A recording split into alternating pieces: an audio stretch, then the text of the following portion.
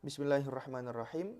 Kemudian di sini musannif akan melanjutkan tentang permasalahan yang mungkin sering terjadi di antara orang-orang yang sedang berpuasa. Pernahkah di antara kita itu ketika sedang berpuasa, setelah sahur kita itu tidur. Kemudian bangun-bangun ketika sudah azan subuh. Lah ternyata ketika azan subuh bangun-bangun kita itu mimpi basah. Lah, bagaimanakah hukum puasa seseorang tersebut ketika dia itu berpuasa dalam keadaan janabah atau keadaan mimpi basah? Lah, karena mungkin dari kita itu pasti pernah sekalipun satu kali, dua kali. Karena Al-Fagir sendiri pernah dan juga sering mendengar cerita daripada teman-teman Al-Fagir yang seperti itu. Jadi sudah sahur, setelah sahur dia itu tidur. Tidur bangun-bangun setelah subuh. Lah kok ketika bangun dia itu mimpi basah. Kemudian dia itu janabah. Lah apa hukumnya? Apakah sah hukumnya orang yang puasa dalam keadaan janabah, belum mandi? Nah, di sini musannif akan menjelaskannya. Bismillahirrahmanirrahim. As-shaumu ma'al janabah. Bab ini menjelaskan tentang puasa dengan keadaan junub, dalam keadaan junub.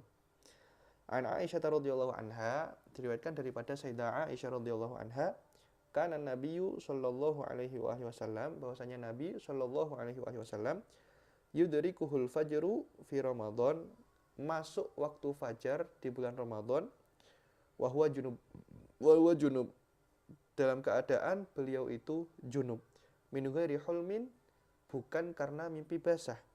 Fayaghtasilu wa yasum, kemudian beliau itu ya mandi dan tetap melanjutkan puasanya. Akhrajahul Bukhari, hadis ini diriwayatkan oleh Imam Bukhari wa Muslim dan Muslim, wa Tirmidzi dan Tirmidzi, wa Nasa'i dan Imam Nasa'i, wa Abu Daud dan Imam Abu Dawud. Jadi diriwayatkan dari Sayyidah Aisyah bahwasanya ketika Ramadan pernah suatu hari Rasulullah Shallallahu alaihi wasallam itu sudah masuk waktu fajar dan beliau masih dalam keadaan junub. Lah, junubnya beliau itu bukan tanpa sengaja, bukan karena mimpi basah, tapi junubnya beliau karena berhubungan suami istri.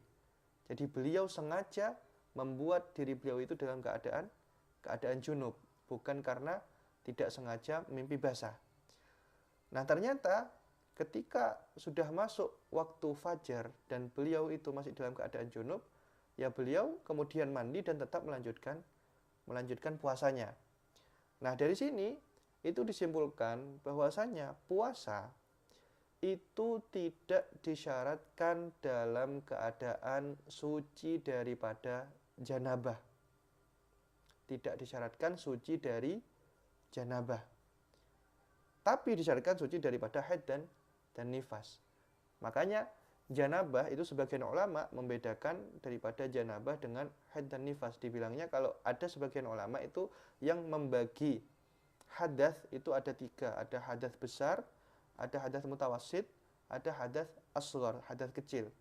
Hadas besar itu adalah haid dan nifas, yang mana itu haram untuk melakukan puasa, haram untuk melakukan sholat ketika belum suci daripada haid dan nifas. Nah, ada hadas itu mutawassit. Hadas mutawassit itu apa? Itu hadas yang disebabkan untuk junub. Kenapa? Karena hadas yang disebabkan untuk junub ini tidak boleh untuk sholat, tapi dia itu tetap boleh untuk berpuasa. Dia tetap sah puasanya sekalipun dalam keadaan junub. Nah, kalau hadas asghar itu ya hadas karena kentut atau karena buang air besar dan yang lain sebagainya. Jadi, puasa itu tidak disyaratkan bersih atau suci daripada janabah. Sekalipun seseorang tersebut itu puasa dalam keadaan janabah, itu sah-sah saja. Sah-sah saja. Jadi semisal dia itu berhubungan suami istri malam hari dan dia tidak mandi sampai masuk waktu subuh ketika Ramadan. Apakah sah puasanya? Sah saja. Sah saja. Karena puasa itu tidak disyaratkan suci daripada janabah, tapi ya nanti tetap harus mandi. Untuk apa? Untuk sholat. Jadi kewajiban mandi seseorang itu bukan karena puasanya. Puasanya itu tidak ada kaitannya dengan hukum janabahnya, tapi mandinya dia itu untuk membolehkan diri dia itu melakukan sholat. Jadi orang yang junub ketika malam hari bulan Ramadan dan belum mandi sampai subuh, nantinya tetap diwajibkan mandi. Tapi wajibnya mandi bukan untuk melakukan puasanya, tapi karena untuk melakukan sholatnya. Jadi seperti itu, paham ya?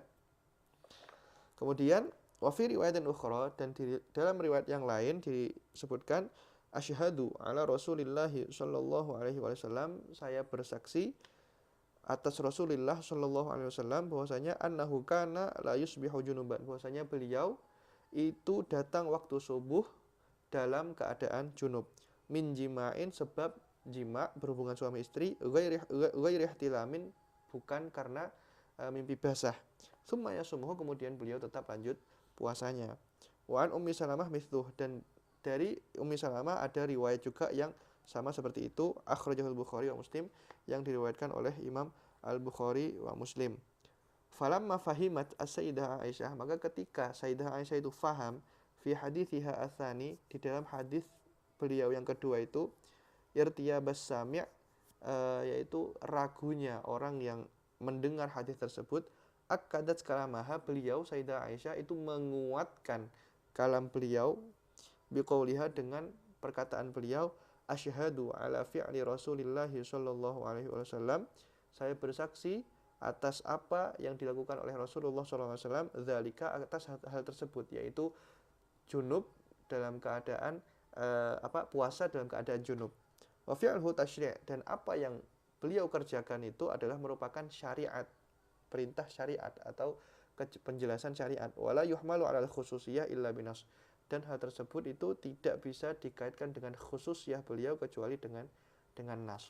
Jadi dalam hadis tersebut Sayyidah Aisyah itu faham bahwasanya mungkin saja orang yang mendengar atau yang membaca hadis tersebut itu akan ragu atau mempunyai prasangka bahwasanya oh ya bisa saja itu adalah khususiyah untuk Rasulullah SAW, bisa saja itu adalah keistimewaan untuk beliau, boleh untuk berpuasa dalam keadaan junub, karena seperti kita ketahui Rasulullah itu memiliki keistimewaan yang dibolehkan untuk beliau tapi tidak dibolehkan untuk umat beliau. Salah satunya adalah menikahi lebih daripada 4 wanita. Lah, ketika Sayyidah Aisyah itu tahu bahwasanya mungkin saja as-sami atau orang yang mendengar hadis tersebut itu akan memunculkan pemahaman bahwasanya mungkin saja hadis tersebut itu menunjukkan bahwasanya itu adalah khususiyahnya Rasulullah, adalah keistimewaannya Rasulullah, boleh puasa dalam keadaan junub. Akhirnya Sayyidah Aisyah itu menguatkan hadis beliau dengan perkataan beliau sendiri. Beliau mengatakan bahwasanya saya bersaksi atas apa yang dilakukan oleh Rasulullah tersebut, yaitu puasa dalam keadaan junub, dan bahwasanya hal tersebut itu adalah tasyri', hal tersebut itu adalah merupakan syariat Islam, dan hal tersebut itu bukanlah kekhususiahan untuk beliau sendiri, dan sesuatu yang menunjukkan akan kekhususiahan Rasulullah itu tidak bisa diarahkan sebagai khususnya kecuali dengan adanya nas. Jadi karena tidak ada nas yang menunjukkan bahwasanya puasa dalam keadaan junub itu adalah khususiyah untuk Rasulullah SAW saja, maka hal tersebut itu menunjukkan bahwasanya itu adalah tasyri' untuk umat Nabi Muhammad juga, sehingga sekalipun umat Nabi Muhammad, sekalipun orang lain yang melakukannya, hal tersebut tetap diperbolehkan. Jadi itu adalah hukum puasa dalam keadaan junub. Jadi puasa itu nggak ada kaitannya dengan junub. Ini junub loh ya, bedakan antara junub dengan haid dan nifas. Sekalipun orang yang haid dan nifas itu dihukumi sebagai hadas besar juga ya, di hukum fikih itu hadas besar adalah haid dan nifas, dan juga junub juga, tapi itu levelnya berbeda. Haid dan nifas itu ada di level yang lebih asyad, lebih kuat, dan sedangkan junub itu di bawahnya haid dan nifas, sehingga orang yang junub itu tetap diperbolehkan puasa dan tetap sah puasanya. Sedangkan kalau orang yang haid dan nifas itu bukan cuma tidak sah, tapi haram. Orang yang haid dan nifas itu haram melakukan puasa dan juga tidak sah. Jadi itu adalah penjelasan tentang hukum puasa dalam keadaan junub.